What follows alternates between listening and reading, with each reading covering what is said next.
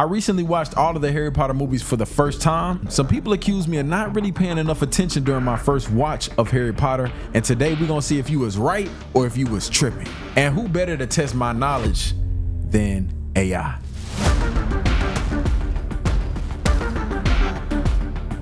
Today's video will consist of only the first Harry Potter movie, which is Harry Potter and the Sorcerer's Stone, or some people call it the Philosopher's Stone. I don't know why y'all call it that. Let me know in the comments, I guess. If I pass this test, then all of y'all out there who doubted me, y'all owe me 100 write-offs that say I must not tell lies. Because you know deep down you deserve to be punished. If I lose, then not only do I owe y'all those same write-offs on camera, but I'll also be shipping out some Harry Potter themed gift. But more on that later and how to get involved in that. Now let's talk a little bit about the trivia breakdown. I will be going against ChatGPT, and we're gonna have 4 different sections. First off, we have the Quickfire Trivia, the Analyzing Scenes round. Next, we have our Who Said It portion. And lastly, we will have the final showdown. And to be quite honest, I don't know any question that the AI chat GPT is gonna ask me. We will see how difficult this is. And at the very end, if it was not difficult enough, then I'm gonna ask it to ask me something a little bit more challenging. All right, let's dive straight into the Quickfire Trivia round. Get ready for some rapid fire questions about the first Harry Potter movie. Question 1. What is the name of the vault in Gringotts Bank where the Sorcerer's Stone is hidden? Oh, no. Let's go ugly dwarf looking people bank. Oompa Loompa Bank. Oompa Loompa Bank. Close, but not quite. The correct answer is Vault 7113. Question 2. What is the name of the candy that makes you levitate when you eat it? Leviosa fruit? Leviosa chocolate? Chocolate frog? Oh, snap. The correct answer is Fizzing Whizbees. Question 3. Oh, brother, this guy stinks! Who is the ghost that haunts the girls' bathroom on the 2nd floor of Hogwarts? I know this one. Moaning Myrtle. The correct answer is Moaning Myrtle. She's the ghost who haunts the girls' bathroom on the 2nd floor of Hogwarts. Question 4. Who teaches Defense Against the Dark Arts in the first movie? Golly, you know that professor name? You know who it is? The dude with the stuff in the back of his head. The guy who was stuttering. He had the speech impediment. Come on, man. I deserve credit for this. I know. Oh, man. Give me a little bit more time now. Don't tell me the answer yet. Give me a little bit more time. Take your time. No rush. Is it cheating if I ask you for at least the first initial? Of course not. Okay. All right, cool. Asking for a hint is a smart move. The first letter of this professor's name is Q. Can you figure it out now? Not Quagmire. Oh, not Quilliam.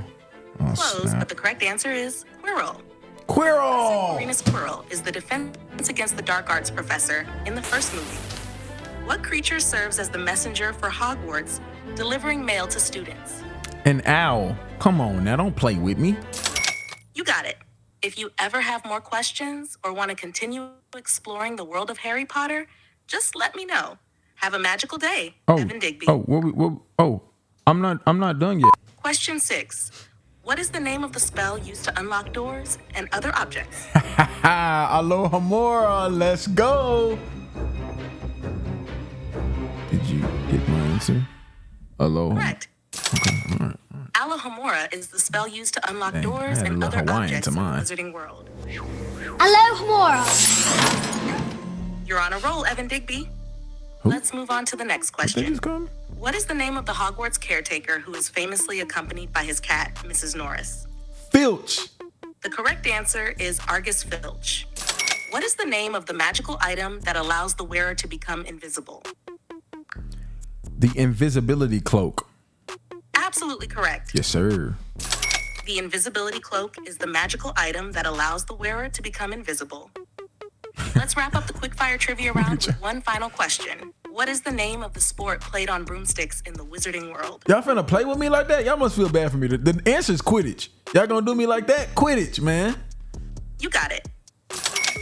Okay, I'm ready to proceed with the next challenge, but golly, I'm glad. Oh, it's cumulative, so let's go. I'm ready for the next challenge. I'm ready for the next one.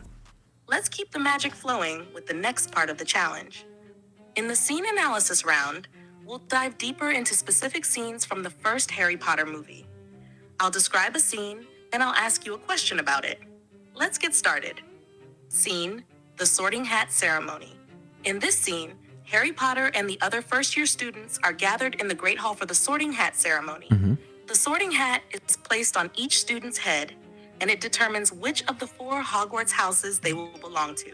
What house is Harry initially sorted into by the sorting hat, and why does he ultimately end up in Gryffindor instead?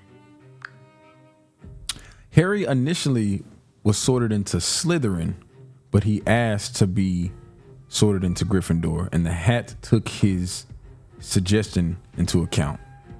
Exactly right. Sir. Scene: the Forbidden Forest encounter description. Oh, yes, in this scene, Harry, Hermione, Ron, and Draco are serving detention in the Forbidden Forest with Hagrid.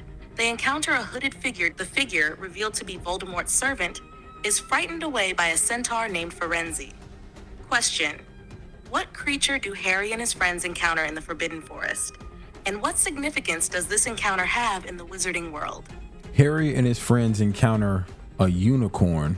That is what Voldemort's servant was drinking the blood from. It was a unicorn. And the significance of this character is, I believe the unicorn will allow you to live a longer life, but there's also repercussions for that choice as well. So, yeah. Absolutely spot on. Harry and his friends encounter a unicorn in the Forbidden Forest, and they witness Voldemort's servant drinking its blood. However, drinking unicorn blood comes with grave consequences, as it is said to curse the drinker with a half-life, a cursed existence doomed to a half-life without the peace of death. Scene: the Mirror of Erised. In this scene, Harry discovers the Mirror of Erised, a magical mirror that shows the deepest desires of the heart. What does Harry see when he looks into the Mirror of Erised? And why is this scene significant in his journey? Harry sees his parents in the mirror, both his mom and his dad. And this is significant because it's something that he longs for and desires, that relationship, that feeling of belonging, and also knowing where he came from and just people who genuinely care for him. He came from a hard background, so that's what he saw in the mirror. You've perfectly captured the essence of the scene. Harry sees his deceased parents, Lily and James Potter, standing beside him in the Mirror of Erised. It reflects Harry's deepest desire for love, belonging, and connection with his family. Having grown up in a difficult environment with the Dursleys, Harry longs for the warmth and affection that his parents would have provided him. Scene: the chessboard chamber. Description: Okay. In this scene, Harry, Ron, and Hermione navigate through a series of challenges to reach the Philosopher's Stone and prevent it from falling into the wrong hands. What sacrifice does Ron make in the chessboard chamber? Ron gave up the piece he was riding, which freed up Harry to be able to attack their main piece. Right? That's a great observation. Ron sacrifices himself by giving up the piece he was riding, which creates an opening for Harry to make a strategic move against the opposing team's main piece. Your insights truly capture the essence of his character's bravery and loyalty. Scene: the Mirror of Erised, revisited. Okay. Description: Coming back. In this scene, Harry returns to the Mirror of Erised. However, this time he is joined by Professor Dumbledore. Dumbledore advises Harry not to dwell on the past, but to focus on the present and the future. Question: what does Professor Dumbledore tell Harry about the Mirror of Erised? And what lesson does Harry learn from this encounter? I think he learns a lesson that you can't get. Dumbledore don't want him to get stuck there and stagnant. He wants him to move forward and live his life. So he said a lot of times people will get. Okay, I guess I'm done. Absolutely correct. Professor Dumbledore advises Harry not to dwell on the past or become consumed by his desires. Instead, Dumbledore encourages Harry to focus on the present and the future. I have a question for you. Do you think that you're smarter than me? As an AI, I don't have feelings or self-awareness like humans do. So I don't have the capacity to think about myself in terms of intelligence. However, I'm here to assist you and provide information to the best of my abilities. I see what you did there. That was that humble reply. I see what you did there. You lucky I like you. In the Who Said It portion, I'll provide you with quotes from the first Harry Potter movie, and you'll have to identify which character said each quote. Okay. Quote 1, "It does not do to dwell on dreams and forget to live." Dumbledore said that. We just talked about it. No. Correct. Okay. All right. Quote 2, "You're a wizard, Harry." Oh, Hagrid said that. Absolutely. Hagrid is the one who delivers the iconic line, You're a wizard, Harry. Quote 3, "It takes a great deal of bravery to stand up to your enemies, but a great deal more to stand up to your friends." Mm-hmm. Dumbledore said that, and was in reference to Harry's encounter with Neville Longbottom. Professor Dumbledore said that line during his speech at the end of Year Feast. Quote 4, "Fear of a name increases fear of the thing itself." Fear of a name increases fear of the thing itself. Did Hermione say that? Close. The correct answer is Professor Dumbledore. I'm ready for the next one. You tricked me on that one, though. You gave me already quite a few with Dumbledore on it, so I was like, I felt like he said that, but like, never mind. I played myself. I'm ready for the next one. I appreciate your attentiveness. Quote 5, "It's Wingardium Leviosa, not Leviosa." Who do you think said this line? Okay, this for sure was Hermione. Absolutely correct. I had to be patient on my Hermione guess. Hermione Granger said this line during a charms class.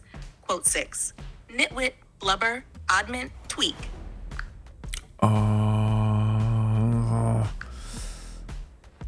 Ron? This quote is famously said by Professor Dumbledore during his speech at the end of Year Feast in the first Harry Potter movie.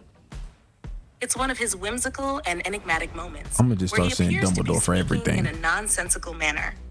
Are you ready for the next one? I'm ready as long as Dumbledore's not the answer again. Let's proceed with the next quote.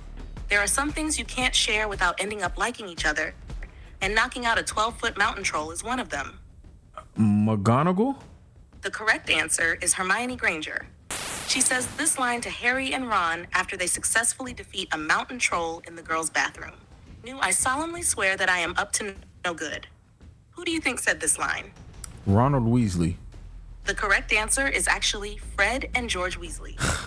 They are the ones One of the who uttered Weasleys. famous phrase, "I solemnly swear that I am up to no good," to activate the Marauders map. Honestly, don't you two read? Who do you think said this line? Hermione? Correct. Hermione Granger said this line to Harry and Ron during their first encounter on the Hogwarts Express when they were unable to answer her question about the wizarding world. Well done. Quote 10, "There's no such thing as magic." Do you know which character said this line? Uncle Vernon or Uncle Vernon's wife. I can't remember her name though. Whatever the wife's name is, her, that lady.